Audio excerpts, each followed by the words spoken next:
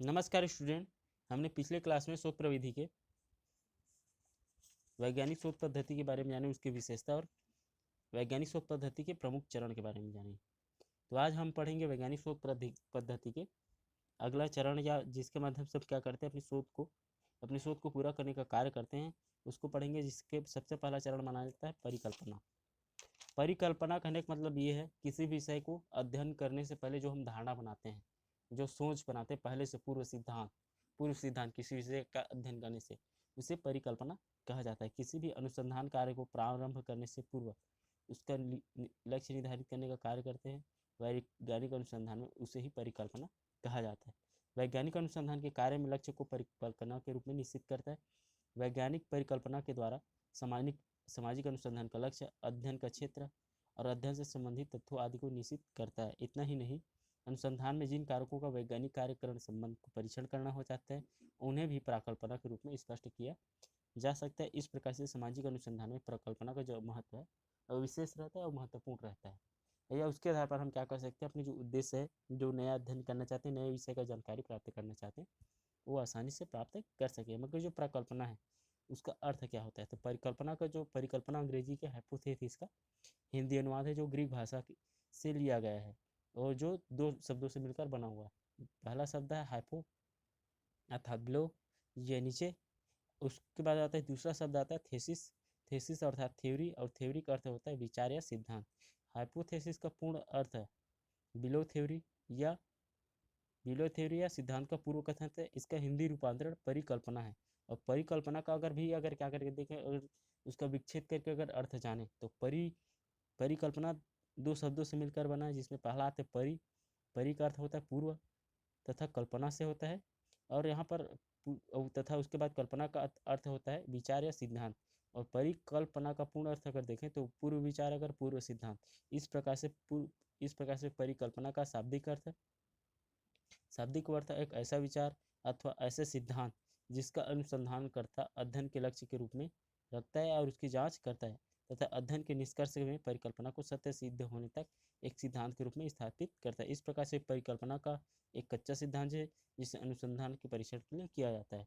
या सामान्य अर्थों में अगर समझें तो परिकल्पना एक ऐसा क्या है, तत्व है जो किसी भी विषय का अध्ययन करने से पहले से कल्पना की जाती है, पूर्व उसके बारे में विचार किया जाता है, उसे परिकल्पना कहा जाता है। उसके बाद आते हैं परिकल्पना के प्रकार। अगर परिकल्पना होती है, जो हम क्या करते हैं, किसी विषय का जो अध्ययन करते हैं या किसी विषय का सर्वे करना या शोध करना प्रारंभ करते हैं, उसके संबंध में क्या करते हैं, अगर हम क्या करते हैं, विचार करते हैं, पहले से उसके संबंध में धारणा बनाते हैं, पूर्व में सोचते हैं हमें वहाँ पर जाकर कौन कौन से कार्य करना है, किस तरीके से अपने कार्यों उद्देश्यों को प्राप्त करेंगे, तो वो कितने प्रकार के होते हैं। तो मुख्यतः जो अलग अलग जो विचारक है, विद्वान है, उन्होंने अलग अलग तरीके से बताने की कोशिश की है कि जो परिकल्पना है वो कौन कौन से प्रकार के होते हैं। तो सबसे पहले मैक गुइगन के अनुसार से उनका मानना है कि जो परिकल्पना है वो मुख्यतः दो प्रकार के होते हैं। उन्होंने परिकल्पना को अनुभवी आश्रित परिकल्पना को दो भागों में बांटा है।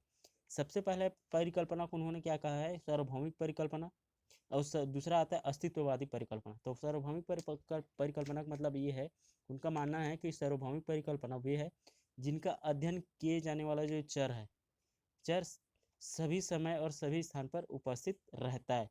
अब यहाँ पर चर आया है, तो चर किसे कहते हैं, तो चर का मतलब ये होता है कि कभी कभी वैज्ञानिक भी वाक्य विन्यास है जिससे जिन जिन विशेषताओं का अध्ययन करते हैं उसे चर कहते हैं। कभी कभी वैज्ञानिक भी वाक्य विन्यास है जिन विशेषताओं का अध्ययन करते हैं उसे चर कहते हैं। समाजशास्त्र, मनोविज्ञान और शिक्षा के महत्वपूर्ण चरों के उदाहरण लिंग, आयु, शिक्षा, सामाजिक वर्ग, संगठनात्मक उत्पादकता, व्यावसायिक गतिशीलता। कहने का मतलब ये है कि जो कभी कभी जो शोध करता है, सामाजिक अनुसंधान करता है, क्या करता है, जिन तत्वों का जो परिवर्तनशील तत्व है, जिनको क्या करते हैं, सामाजिक अनुसंधान करता क्या करते हैं, अपने अनुसंधान में उपयोग करते हैं। जैसे कि इंसान की व्यवहार, उसकी आयु, ये सब क्या होती रहती है, बदलती रहती है। इंसान की जो लिंग है वो भी बदलता है, कहीं पर पुरुष होता है, कहीं पर स्त्री होता है, लोग बदलते रहते हैं। उसकी आयु बदलती रहती है, उसकी स्वभाव बदलते रहते हैं, किसी भी कंपनी का जो उत्पादन है वो कम होता रहता है, ज़्यादा होता रहता है। तो इस प्रकार की जो चीज़ों को जानने के लिए जो उपयोग किया जाता है उसे चर के रूप में जाना जाता है। चर को इंग्लिश में क्या कहा जाता है, वेरिएबल कहा जाता है। वेरिएबल का मतलब होता है जो बदलता रहता है। अंग्रेजी में वेरिएबल का मतलब होता है, हिंदी में अगर इसका अर्थ जाने तो वेरिएबल होता है, वेरिएबल का मतलब होता है बदलना। और बदलना को ही क्या कहा जाता है, चर कहा जाता है। जो चर जो एक जगह से दूसरी जगह जा सके या उसे बदला जा सके। तो उसी प्रकार से क्या होता है, अगर पहला प्रकार देखें अगर परिकल्पना का, तो सार्वभौमिक परिकल्पनाएं। सार्वभौमिक परिकल्पनाएं वे हैं जिनका अध्ययन किए जाने वाला जो चर है, जो बदलाव है, सभी समय पर और सभी स्थान पर उपस्थित रहता हो। कहने का मतलब है कि जहाँ पर अध्ययन करने जा रहे हैं वो सभी जगह क्या है, कोई चर जिसका जो बदलने योग्य है मगर फिर भी क्या होता है, उपस्थित रहता है। जैसे कि किसी भी जगह पर स्त्री और पुरुष का दोनों का होना, भले ये बदलता रहेगा मगर स्त्री और पुरुष, इंसान एक है मगर हमेशा स्त्री और पुरुष एक समान होता है। इसका उपस्थित होना ये क्या कहलाता है, सार्वभौमिक परिकल्पना। जहाँ पर सभी का अध्ययन किया जाता है, जिसमें स्त्री मनुष्य का दो रूप, स्त्री और पुरुष, जिसमें स्त्री और पुरुष कम ज़्यादा होते रहते हैं, परिवर्तित होते रहते हैं। कहीं पर पुरुष ज़्यादा होता है, कहीं पर स्त्री ज़्यादा होते हैं। तो क्या करना, सभी समय और सभी स्थान पर इसका उपस्थित रहता है, उसे सार्वभौमिक परिकल्पना कहते हैं। उसके बाद आता है अस्तित्ववादी परिकल्पना। ऐसी ऐसी परिकल्पनाएं वे हैं, ये परिकल्पना वे हैं जो एक मामलों में चरों के अस्तित्व का निर्धारण करता है। कहने का मतलब है कि ऐसी परिकल्पना है जहाँ पर क्या किए जाते हैं, जो एक मामलों में चरित्र का अस्तित्व का निर्धारण करता है। कहने का मतलब ये कि हम क्या करते हैं, किसी एक चीज़ का जो बदलता रहता है मगर उसका एक चीज़ का अस्तित्व क्या करते हैं, को स्थायित्व का निर्धारण करते हैं। कहने का मतलब है कि यहाँ पर क्या होगा, कम से कम 100 पुरुष और 100 स्त्री होगा।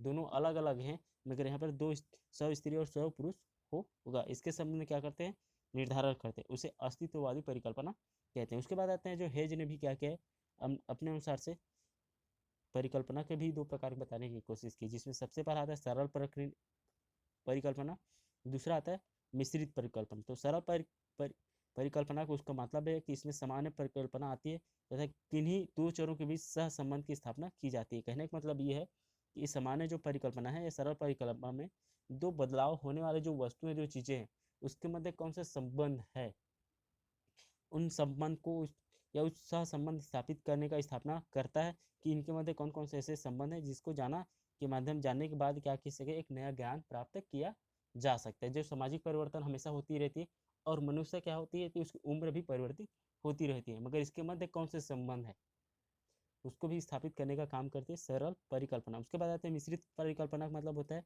कि मिश्रित परिकल्पना वह है जिसमें चरों की संख्या एक से अधिक हो और इसमें सह संबंध सांख्यिकी की सहायता से ज्ञात किए जाते हो। कहने का मतलब ये कि इसमें जो चर है, जो चर की जो संख्या है वो क्या होती है, चर दो, कहीं किन्हीं दो चरों के बीच इसमें क्या है, इसमें चरों की संख्या एक से अधिक हो, इसमें सहसंबंध सांख्यिकी की सहायता से ज्ञात किया जाता है। कहने का मतलब ये है कि अगर किसी जगह पर अगर मजदूर 100 मजदूर काम करते हैं, एक से ज़्यादा चर है, किसी मजदूर एक क्या करते हैं, एक से ज़्यादा है, मगर उसके द्वारा जो संबंध है, उसके संबंध क्या है, सांख्यिकी द्वारा या गणित की भाषा या सारणियन के माध्यम से अगर पता लगाया जाता है। कहीं पर अगर 1000 मजदूर काम किसी कंपनी में, तो मजदूर कई एज के हो सकते हैं, कई उम्र के हो सकते हैं, कई लिंग के हो सकते हैं। तो उसके जो जो ज्ञात करते हैं या उसके संबंध में जो धारणा बनाते हैं हम लोग या उसका ज्ञान प्राप्त करते हैं, तब उसे क्या कहा जाता है, मिश्रित कल्पना परिकल्पना कहा जाता है। उसके साथ साथ जो श्री M H गोपाल है, उन्होंने भी क्या किया है, परिकल्पना के दो रूप बताने की कोशिश की, जिसमें सबसे पहला आता है अशुद्ध या मिलीजुली या मौलिक तथा विशुद्ध एवं पुनरापरिचित परिकल्पना। जिसमें सबसे पहला आता है मौलिक एवं परिकल्पनाएं निम्न स्तरीय विचारधारा होती है जो अधिकांश केवल संकलन की जाने वाली सामग्री को बताती है। ये वर्णात्मक मानी जाती है, इसमें किसी नियम का सिद्धांत की स्थापना नहीं होता।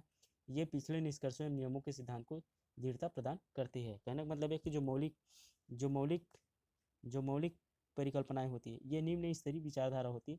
इसमें किसी प्रकार का नए सिद्धांत का निर्माण नहीं किया जाता, बल्कि जो पहले से अध्ययन किया जा चुका है उन्हीं अध्ययनों को क्या किया जाता है, दृढ़ता या ज़्यादा बेहतर बनाने के काम किया जाता है। उसके साथ साथ जो विशुद्ध परिकल्पनाएं होती है, ये अनेक अध्ययनों द्वारा निकाले जाते हैं, विभिन्न निष्कर्षों पर आधारित होते हैं। मुख्यतः इसके 3 भाग होते हैं, सामान्य स्तरीय, जटिल आदर्श तथा जटिलतम अनेक संबंधी चर या परिकल्पनाओं को रूप में देखा जाता है।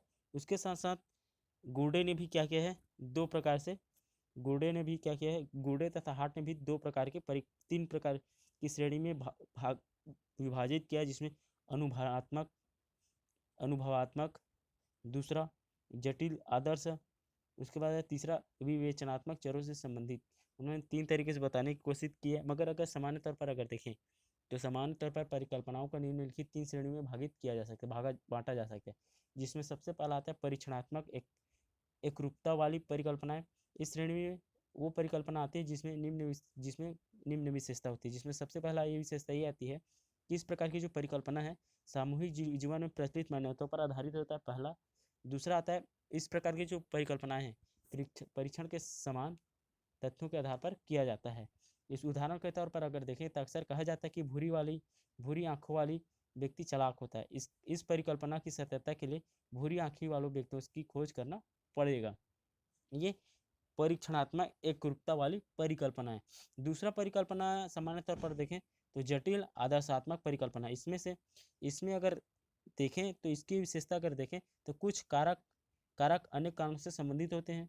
इसमें अनेक कारणों के अंतर्गत अंतर संपर्क स्थापित करने वाली परिकल्पना जटिल एवं आदर्शात्मक होती है और इसको संबंधों को आदर्श माना जाता है। कहने का मतलब ये कि कहीं पर अगर लड़ाई झगड़ा हो जाता है, कहीं पर एक विवाद के कारण किसी दूसरे जगह अगर लड़ाई झगड़ा होती है तो उन दोनों में संबंध खोजना बहुत मुश्किल हो जाता है। मगर इसमें संबंध होता है, मगर क्या होता है हम क्या कर लेते हैं, कई बार हम आदर्श से कल्पना कर लेते हैं कि ये झगड़ा ये इस कारण से हुआ होगा और इसलिए हमें क्या करना चाहिए, सामान्य तौर पर अध्ययन करना चाहिए। तो इसलिए क्या होता है जो ज़्यादातर जटिल आदर्शात्मक परिकल्पना है, इस प्रकार की जो परिकल्पना है इसमें कुछ कारक अनेक कारणों से संबंधित होते हैं। कुछ घटनाएं अन्य कारणों से या कुछ लड़ाई झगड़े कुछ विवाद उत्पन्न होता है वो अन्य घटनाओं के से जुड़ा हुआ रहता है, इसलिए क्या होता है इसमें अध्ययन करना थोड़ा समस्या हो जाता है। उसके बाद आते हैं विवेचनात्मक परिकल्पना। विवेचनात्मक परिकल्पना का मतलब होता है इस प्रकार की जो परिकल्पना है वो 3 प्रकार से देखा या समझा जा सकता है, जिसमें सबसे पहला आता है ये कि अनेक कारक सामाजिक घटनाओं से संबंधित होते हैं।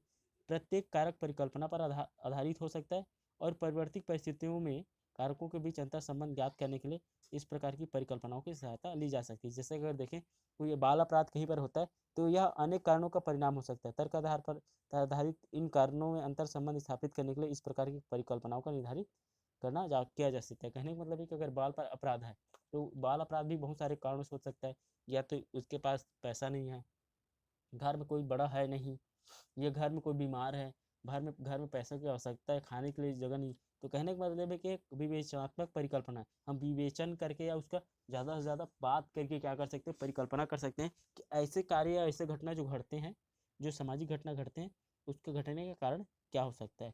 ये हो गए परिकल्पना के प्रकार।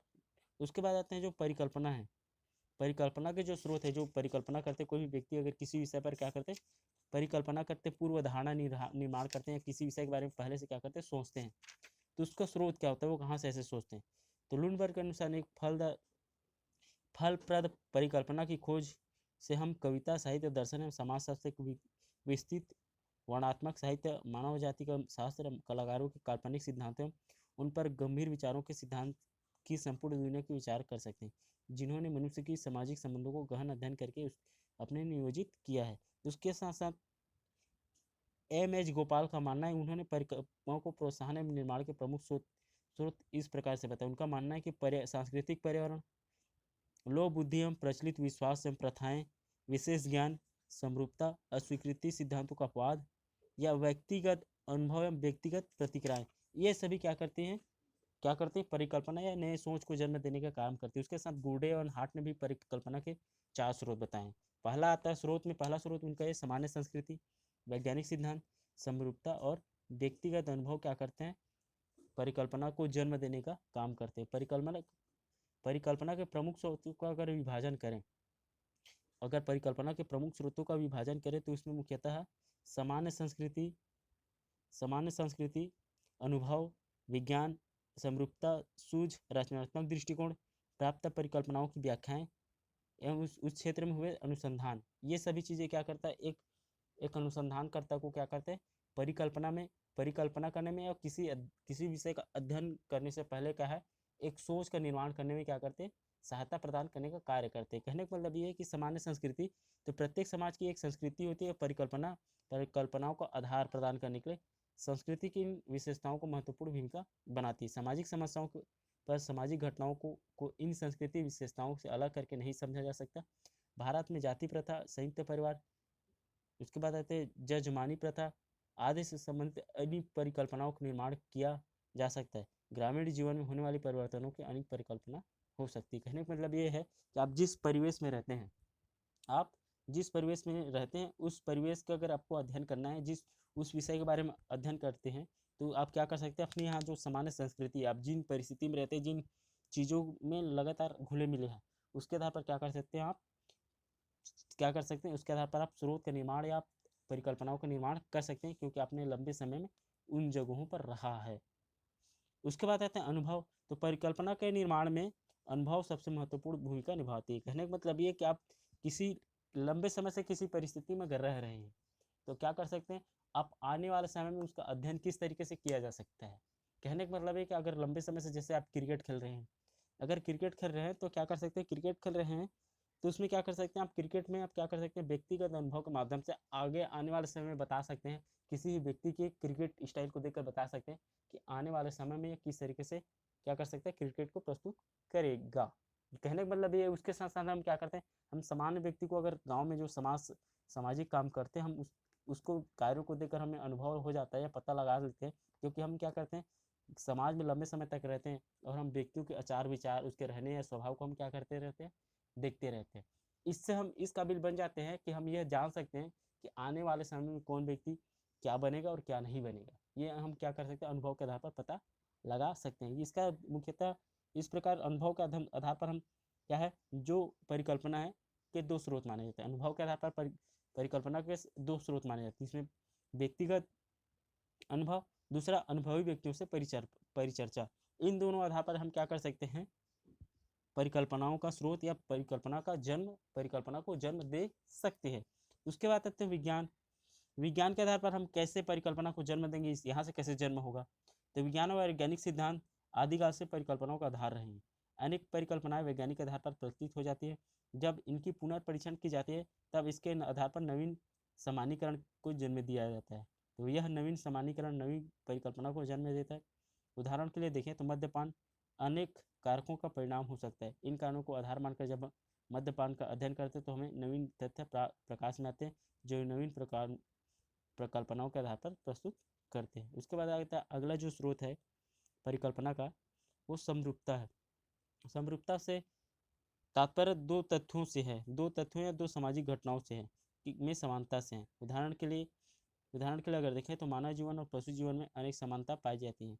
दो व्यवहारों में पाई जाने वाली समानता के से जब कारणों का पता लगाया जाता है, तो इसमें नवीन परिकल्पना का जन्म होता है। कहने का मतलब है कि हम समरूपता के आधार पर भी क्या किया जा सकता है, नई ज्ञान प्राप्त किया जा सकता है। उसके बाद आता है सूझबूझ।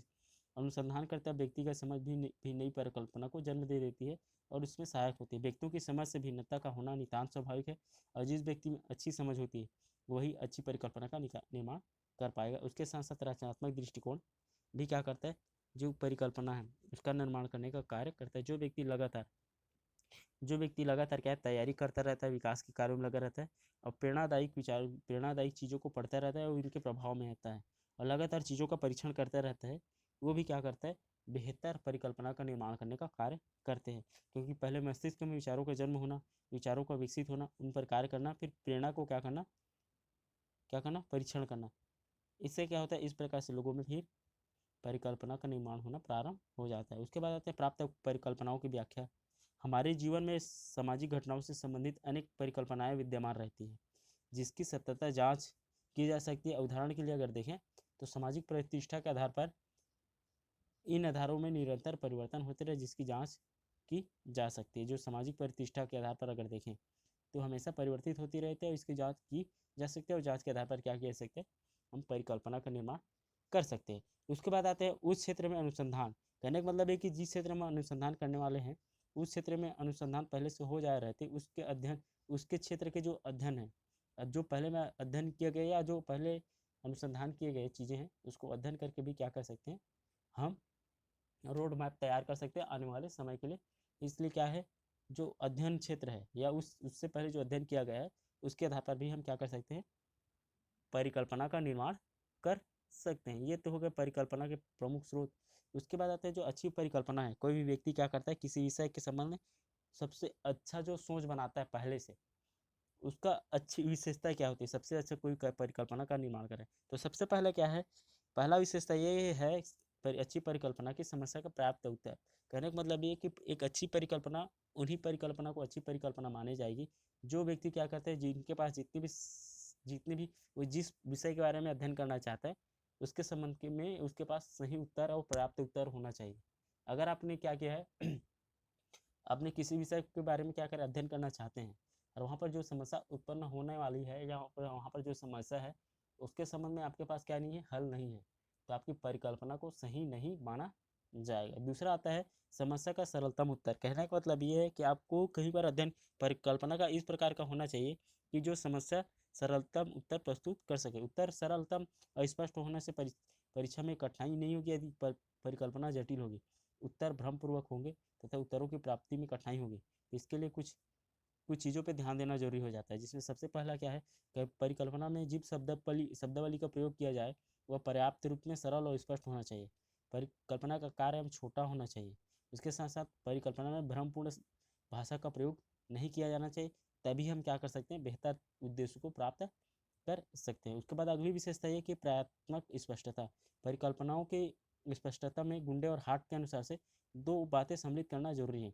एक तो परिकल्पनाओं में निहित अवधारणाओं को स्पष्ट रूप से परिभाषित किया जाना चाहिए ताकि किसी प्रकार की अस्पष्टता आगे चलकर अध्ययन कार्य में बाधा न डाल सके। दूसरी ये कि परिभाषा ऐसी स्पष्ट भाषा में लिखी जाए जो अन्य लोगों की सामान्य अर्थ में भी उसे समझा जा सके। कहने का मतलब ये है कि प्रत्यात्मक स्पष्टता के लिए परिकल्पना का कुछ चीज़ों का होना जरूरी है, जिसमें सबसे पहला ये है कि परिकल्पना का प्रत्यय का अर्थ स्पष्ट होना चाहिए ताकि उसे आसानी से समझा जा सके। उसके साथ साथ परिकल्पना के स्वरूप स्पष्ट परिभाषा दी जानी चाहिए, हम किस तरीके से उसका अध्ययन करना चाहते हैं। उसके साथ साथ परिकल्पना को दो दो दो दृष्टियों में स्पष्ट होना चाहिए, एक तो भाषा के आधार पर और दूसरा क्या है, विचार के आधार पर क्या होना चाहिए, स्पष्ट होना चाहिए। आप जो चीज़ें बताना चाहते हैं लोगों को वो स्पष्ट होनी चाहिए और आपकी जो सोच है वो भी क्या होनी चाहिए, साफ होनी चाहिए। तभी हम क्या कर सकते हैं, एक अच्छी परिकल्पना का निर्माण कर सकते हैं, नहीं तो अपनी अच्छी परिकल्पना का निर्माण नहीं कर सकते। उसके साथ साथ अगली विशेषता ये बताई गई है अच्छी परिकल्पना की विशिष्टता।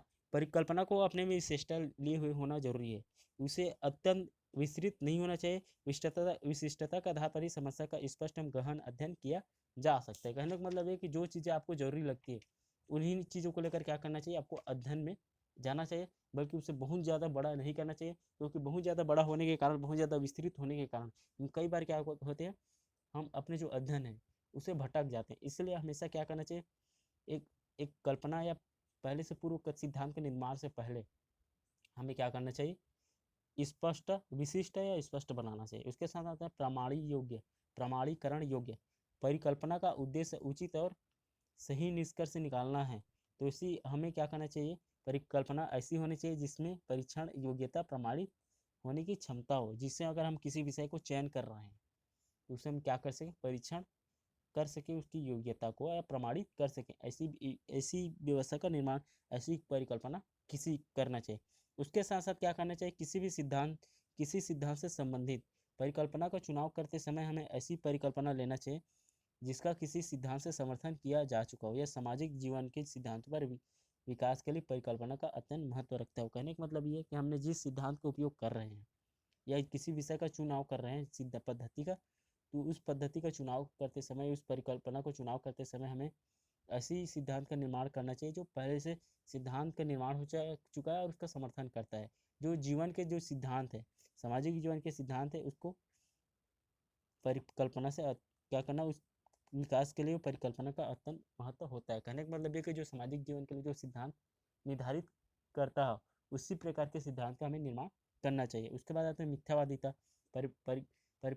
परिकल्पना के निश्चयवादिता के आयाम से कार्डलुक का तात्पर्य यह है, पारिस्थिति का वितरण इतना स्पष्ट और व्यवस्थित रूप से प्रस्तुत किया जाना चाहिए कि इकाइयों को वास्तविक स्थिति क्या है इससे निश्चय के साथ साथ देखा परखा जा सके। उसके साथ अगली विशेषता इसमें यह बताया गया है कि परीक्षणीयता या परीक्षण योग्य भी क्या होना चाहिए, आपके द्वारा जो भी परिकल्पना की जा रही है उसमें उपयोगी एवं अच्छी परिकल्पना कि परीक्षण या जांच का गुण भी होना चाहिए। अगर आपके द्वारा जो परिकल्पना की गई है, आपके द्वारा जो पूर्व धारणा या सोच बनाई गई है, उसे परीक्षण या उसे जांच किया नहीं जा सकता, तब उसे क्या नहीं माना जाएगा, अच्छी परिकल्पना नहीं माना जा सकता। उसके बाद आते हैं संवहनशीलता परिकल्पना। तो संवहनशीलता से तात्पर्य है कि परिकल्पना दूसरे लोग को वही अर्थ लगाए जिसका उस उद्देश्य अनुसंधान कर देने उसे बताया है। कहने का मतलब ये कि कई बार क्या होता है कि हम किसी चीज़ का अर्थ अलग समझते हैं और सामने वाला व्यक्ति अलग समझता है। इसके कारण क्या होता है, कंफ्यूज हो जाते हैं, या हमारी जो विचार नहीं मिल पाने के कारण हम लोगों से जो सूचना चाहते हैं वो सूचना नहीं मिल पाती। इसी कारण से हमेशा जो हम जिन शब्दों का प्रयोग कर रहे हैं या जिन चीज़ों का उपयोग कर रहे हैं उसमें हमेशा संवहनशीलता या उसे दोनों पक्षों द्वारा समान अर्थ निकालने योग्य होना चाहिए। तभी हम क्या कर सकते हैं, एक श्रेष्ठ परिकल्पना का निर्माण कर सकते हैं। उसके बाद आते हैं भविष्यवाणीता। भविष्यवाणीता कहने का मतलब है कि परिकल्पना के इस आयाम के अंतर्गत चरों के मध्य पाए जाने वाले संबंधों का भविष्य करना आना चाहिए, और सामाजिक विज्ञान में सामाजिक घटनाओं को स्पष्ट करने की आवश्यकता पर अधिक जोर दिया जाता है, और भविष्यवाणी करने की क्षमता को महत्व पर कम दिया जाता है। कहने का मतलब ये कि अगर हमें ऐसी परिकल्पना का निर्माण करना चाहिए जिसके माध्यम से हम दो चरों या दो परिवर्तनशील मूल्य है उसके मध्य जो आने वाले समय में जो घटना घटने वाली है, हम उसका भविष्यवाणी कर सकें, ऐसी परिकल्पना का निर्माण हमें करना चाहिए। अगर ऐसा निर्मित हो जाता है तब हम क्या माना जाएंगे, इसे उत्तम या श्रेष्ठ परिकल्पना मानेंगे। उसके बाद आते हैं आंकड़े प्राप्त हो सके। कहने का मतलब ये कि हमें ऐसे आंकड़े प्राप्त कर हो सके। कहने का मतलब ये कि हम कई जगह सामाजिक जगहों पर जाते हैं, तो कई बार क्या होता है, हम हमारी जो बोलने समझने हमारी जो प्रक्रिया है वो कई बार क्या होती है, सामने वाले को समझ नहीं आते, और समझ नहीं आने के कारण क्या है, वो हमें सूचना प्रदान करना नहीं चाहता। तो इसीलिए हमेशा एक अनुसंधानकर्ता को जब वो क्या कर रहे हैं, वो उपकल्पना का निर्माण कर रहे हैं, परिकल्पना का या उपकल्पना का निर्माण कर रहे हैं, पूर्व धारणा का निर्माण कर रहे हैं, तो उससे हमें ये हमेशा ध्यान रखना चाहिए कि हमें ऐसी परिकल्पना का निर्माण करना चाहिए, ऐसी कल्पना करना चाहिए जिससे जो सामने वाला व्यक्ति आसानी से हमें क्या कर सके, जो सूचना है वो प्रदान कर सके, जिससे उसे प्राप्त करने में किसी भी प्रकार का समस्या उत्पन्न ना हो। ऐसी परिकल्पना का निर्माण करना चाहिए, तभी हम क्या कर सकते हैं, आसानी से क्या कर सकते हैं, अपने उद्देश्यों को प्राप्त कर सकते हैं। उसके बाद आते हैं यंत्रों की प्राप्तता। ऐसी परिकल्पना को निर्माण करना चाहिए जिसके परीक्षण के लिए यंत्र उपलब्ध हो। यदि यंत्र प्राप्त नहीं होंगे तो परिकल्पना को संचालित करने और निष्कर्ष निकालने में कठिनाई होगी। तो कहने का मतलब ये कि हमेशा अगर क्या करना है, हमें अपने उद्देश्यों को प्राप्त करना है, तो एक बेहतर परिकल्पना का निर्माण करना अनिवार्य। जब तक हम बेहतर परिकल्पना का निर्माण नहीं करेंगे तब तक अपने उद्देश्यों को प्राप्त नहीं कर पाएंगे। इसलिए हमेशा एक अनुसंधानकर्ता को क्या करना चाहिए, किसी विषय का अध्ययन करते समय हमें बेहतर परिकल्पना का या उपकल्पना का निर्माण करना चाहिए। उपकल्पना मतलब अध्ययन से पूर्व की धारणा या सोच, जिसके आधार पर हम क्या करेंगे, वहाँ पर जाकर अध्ययन कार्य को पूरा करने का कार्य करेंगे।